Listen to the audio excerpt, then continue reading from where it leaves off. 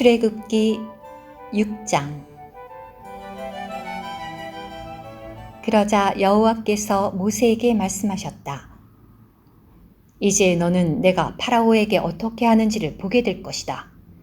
나의 강한 손 때문에 파라오는 그들을 보내게 될 것이다. 나의 강한 손 때문에 파라오는 그들을 자기 땅에서 내쫓게 될 것이다. 하나님께서 모세에게 말씀하셨다. 나는 여호와다. 나는 아브라함과 이삭과 야곱에게 모든 것을 충족해 주는 하나님으로 나타났으나 여호와라는 나의 이름으로는 나를 그들에게 알리지 않았다. 또한 나는 그들과 나의 언약을 세워 가나안 땅, 곧 그들이 머물러 살던 그 체류의 땅을 그들에게 주기로 하였다. 그런데 나는 이집트 사람들이 노예로 삼은 이스라엘 자손의 신음소리를 듣고서 나의 언약을 기억하였다. 그러니 너는 이스라엘 자손에게 이렇게 말하여라. 나는 여호와다. 내가 이집트 사람들이 지은 무거운 짐 아래에서 너희를 이끌어내고 속박에서 너희를 건져내며 뻗은 팔과 심판하는 위대한 행동으로 너희를 구속하겠다. 그리하여 내가 너희를 내 백성으로 삼고 너희의 하나님이 되겠다. 그러면 너희는 내가 이집트 사람들의 무거운 짐 아래에서 너희를 이끌어낸 여호와 너희의 하나님이라는 것을 알게 될 것이다. 그리고 나는 아브라함과 이삭과 야곱에게 주기로 맹세한 땅으로 너희를 이끌어 그 땅을 너희의 소유가 되게 하겠다. 나는 여호와다. 모세가 이 말을 이스라엘 자손에게 전하였으나 그들은 영의 괴로움과 혹독한 속박 때문에 모세의 말을 듣지 않았다. 여호와께서 모세에게 말씀하셨다. 너는 이집트 왕 파라오에게 가서 이스라엘 자손을 자기 땅에서 내보내라고 하여라. 그러자 모세가 여호와 앞에서 말씀드렸다. 이스라엘 자손도 제 말을 듣지 않습니다. 그런데 어떻게 파라오가 제 말을 듣겠습니까? 저는 할례받지 못한 입술을 가진 사람입니다. 여호와는 모세와 아론에게 말씀하신 다음 이스라엘 자손을 이집트 땅에서 이끌어내게 하시려고 이스라엘 자손과 이집트 왕 파라오에게 전할 명령을 모세와 아론에게 내리셨다. 그들의 조상 집안의 우두머리는 이러하다. 이스라엘의 맏아들 르우벤의 아들들은 하녹과 발루와 헤스론과 갈미인데 이들이 르우벤 가문이다. 시므온의 아들들은 여무엘과 야민과 오핫과 야긴과 소할과 가나안 여인의 아들 사울인데 이들이 시므온 가문이다. 계보에 따르면 레위의 아들들의 이름은 게르손과 고핫과 므라리이다. 레위가 산 횟수는 137년이다. 가문별로 말하자면 게르손의 아들들은 림니와 시므이이다. 고핫의 아들들은 아므람과 이스할과 헤브론과 우시엘이다. 고핫이 산 횟수는 133년이다. 므라리의 아들들은 마홀리와 무시이다. 이들이 계보에 따라 본 레위 가문이다. 아므람은 자기 아버지의 누이인 요게벳을 아내로 맞이하였는데 이 여인이 아므람에게 아론과 모세를 낳아주었다. 아므람이 산 횟수는 137년이다. 이스할의 아들들은 고라와 네벡과 시그리이다. 우시엘의 아들들은 미사엘과 엘사반과 시드리이다. 아론은 암미나답의 딸이요 나손의 누이인 엘리세바를 아내로 맞이하였는데 이 여인이 아론에게 나답과 아비후와 엘라살과 이다마를 낳아주었다.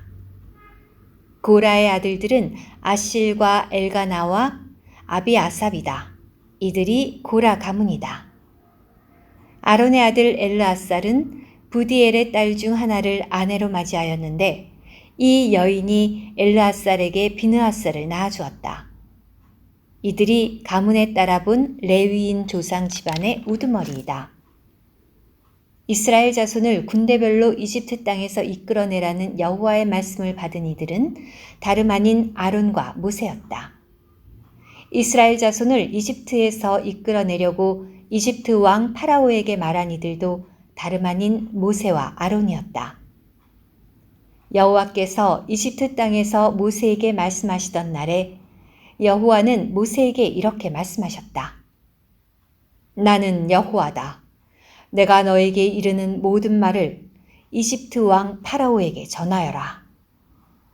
그러나 모세가 여호와 앞에서 말씀드렸다. 보십시오. 저는 할례받지 못한 입술을 가진 사람입니다. 그런데 어떻게 파라오가 제 말을 듣겠습니까? 출애굽기 7장. 여호와께서 모세에게 말씀하셨다. 보아라, 내가 너를 파라오에게 하나님이 되게 하였다. 그리고 너희 형 아론은 너의 신원자가 될 것이다.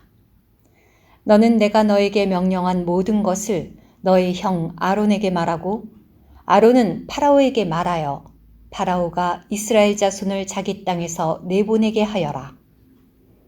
내가 파라오의 마음을 굳어지게 하고 이집트 땅에서 표적과 나의 기이한 일들을 많이 일으키겠다. 그래도 파라오는 너희의 말을 듣지 않을 것인즉 내가 이집트에 내 손을 대어 그들에게 큰 심판을 내리고 내 군대이자 내 백성인 이스라엘 자손을 이집트 땅에서 이끌어내겠다. 내가 이집트에 내 손을 뻗어 이스라엘 자손을 그들 가운데에서 이끌어낼 때에야 이집트 사람들은 내가 여호와라는 것을 알게 될 것이다. 모세와 아론이 그대로 하였다. 그들은 여호와께서 자기들에게 명령하신 그대로 하였다. 그들이 파라오에게 말할 때 모세는 80세였고 아론은 83세였다. 여호와께서 모세와 아론에게 말씀하셨다. 파라오가 너희에게 기이한 일을 보이라고 하거든 너는 아론에게 지팡이를 들어 파라오 앞에 던지라고 하여라. 그러면 그것이 뱀이 될 것이다. 모세와 아론이 파라오에게 가서 여호와께서 명령하신 대로 하였다. 아론이 자기 지팡이를 파라오와 그의 신하들 앞에 던지자 그것이 뱀이 되었다. 그러자 파라오도 지혜로운 사람들과 마술사들을 불러들였다. 이집트의 마술사들도 자기들의 마술로 그것과 똑같이 하였다. 그들이 각자 자기 지팡이를 던지자 그것들이 뱀이 되었다. 그러나 아론의 지팡이가 그들의 지팡이를 삼켜버렸다. 그런데도 파라오는 마음이 굳어져서 모세와 아론의 말을 듣지 않았다. 여호와께서 말씀하신 그대로였다. 여호와께서 모세에게 말씀하셨다. 파라오가 마음이 완고해서 백성 보내기를 거절하고 있다. 너는 아침에 파라오에게 가거라. 그가 물가로 나올 때에 강둑에 서 있다가 그를 만나라. 너는 뱀으로 변하였던 그 지팡이를 손에 들고 가거라. 그리고 그에게 이렇게 말하여라. 여호와 히브리인의 하나님께서 나를 파라오께 보내시어 내 백성을 보내라. 그들이 광야에서 나를 섬길 것이다. 라고 말하게 하셨습니다. 그러나 파라오께서 지금까지도 듣지 않으셨습니다. 그래서 여호와는 너는 이것으로 내가 여호와라는 것을 알게 될 것이다. 라고 말씀하십니다. 이제 내가 손에 있는 이 지팡이로 강물을 치면 강물이 피로 변할 것입니다. 그러면 강에 있는 물고기는 죽고 강에서는 악취가 나서 이집트 사람들이 그 강물 마시기를 몹시 꺼릴 것입니다. 여호와께서 또 모세에게 말씀하셨다. 너는 아론에게 지팡이를 들어 이집트의 물들 위로 곧 강과 운하와 못과 그 밖에 물이 고인 모든 곳 위로 손을 뻗으라고 말하여라. 그러면 그것들이 피가 될 것이다. 그리하여 이집트 온 땅에 심지어 나무 그릇과 돌 그릇에도 피가 있을 것이다. 모세와 아론은 여호와께서 명령하신 대로 하였다. 그가 파라오와 그의 신하들이 보는 앞에서 지팡이를 들어 강물을 치자 강물이 모두 피로 변하였다. 강에 있는 물고기가 죽고 강에서 악취가 나게 되자 이집트 사람들은 그 강물을 마실 수가 없었다. 이집트 온 땅에 피가 있었다. 이집트의 마술사들도 자기들의 마술로 그것과 똑같이 하였다. 파라오는 마음이 굳어져서 모세와 아론의 말을 듣지 않았다. 여호와께서 말씀하신 그대로였다.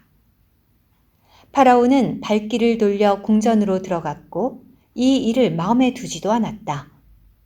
강물을 마실 수가 없게 되자 이집트 사람들은 모두 마실 물을 찾아 강 주변을 팠다.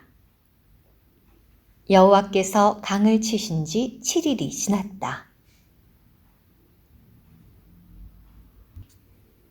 오늘의 말씀 한 구절.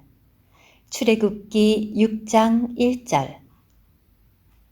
그러자 여호와께서 모세에게 말씀하셨다.